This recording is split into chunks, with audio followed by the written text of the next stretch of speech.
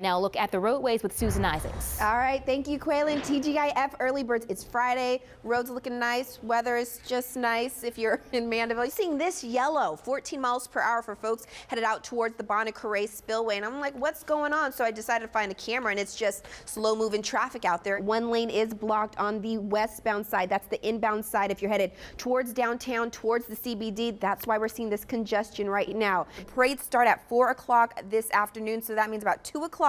You definitely want to avoid these areas. The future, as far as the roadways, Susan, we can always depend on you for that. Looks congested. Okay. Good morning. I'm Susan Isaacs with a look at your local headlines happening tonight. Interactions with police officers and black males here in the city. And police say a domestic dispute turned deadly in Jefferson Parish. The double shooting happened in River Ridge and in Central City. Police are looking for two men they say shot an 8-year-old boy last weekend. NOPD is asking for your help in finding the two men right here on your screen. Beginning Friday at 10 p.m., I-610 will have closures in both directions. RTA not only provides a good bus program, but the ferry system is set to get a major facelift. These cardboard goggles take students from the classroom to a whole another world. We are in the mix right now, rolling down St. Charles Avenue on the Mayor's Float. That's float 18. It's like parting the Red Sea out here. The crowds are... It's just crazy. We have people from everywhere. You see this guy right here? Hey, where are you from? St. Louis.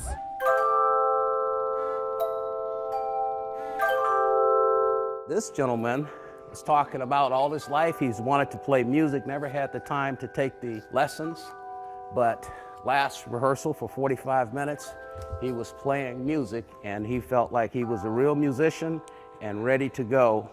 And that was one of the joys of his life. We're going to the key of G, which means F sharp. Jerry Simon is the bell choir director at UNO's Training Resource and Assistive Technology Center. He's also the creator of Arbacy, a music system for the blind. He's prepping David Kramer for a live performance this weekend. This is your bell. Kramer's been visually impaired for almost 40 years. I always wanted to be in music, and when this opportunity came, it was absolutely wonderful. I mean, it's like somebody born again.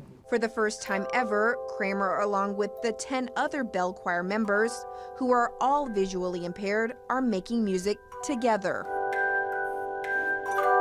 Many of them have never performed in front of a group, but they'll step up there and they'll hammer out those tones and they will play the music.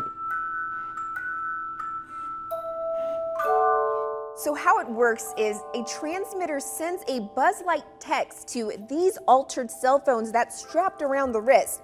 And that's the signal to ring the bell. And I think mom and daughter here have two different bells because they had that little solo. Simon's program has been in the making for 33 years, and the joy he gets from sharing the love of music with others is the best reward. If I couldn't walk, and then all of a sudden I got the ability to walk. So I couldn't play, now I can play. It's fantastic. It makes you feel like almost a new person.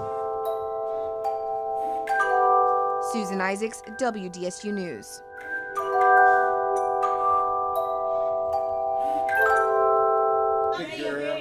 Boots and beard, check. Santa suit and hat, double check. All right, one more time. He even sounds like the real thing.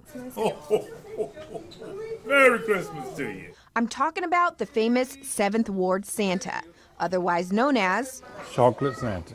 He's been around for generations, a household name during the holiday season, taking pictures with families, friends, babies, even teacher Betty Clifton. Every one of my brothers and sisters have taken pictures with Chocolate Santa, and my son, who now is 23, had a picture with him when he was in elementary school. Today, the 73-year-old Santa made a stop in Central City to visit kids at Mahalia Jackson Elementary School.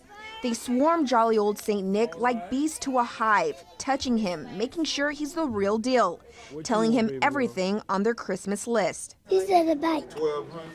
She want a bike too? He's even turned non-believers into believers, like the one encounter with a 3-year-old girl. She told me I was fake. I picked her up on my knee and I told her to pull my beard. She pulled on the beard, her eyes bucked, She urinate all over my knee. Santa has been doing this for 45 years and says the number of kids that have sat on his lap is astronomical. And as far as Santa suits, well, how many have you been through? Dozens. So what does he do in the off season? Get ready for this. I look forward to it 10 months out of the year. As long as I'm healthy, I'll be here for the children. Susan Isaacs, WDSU News.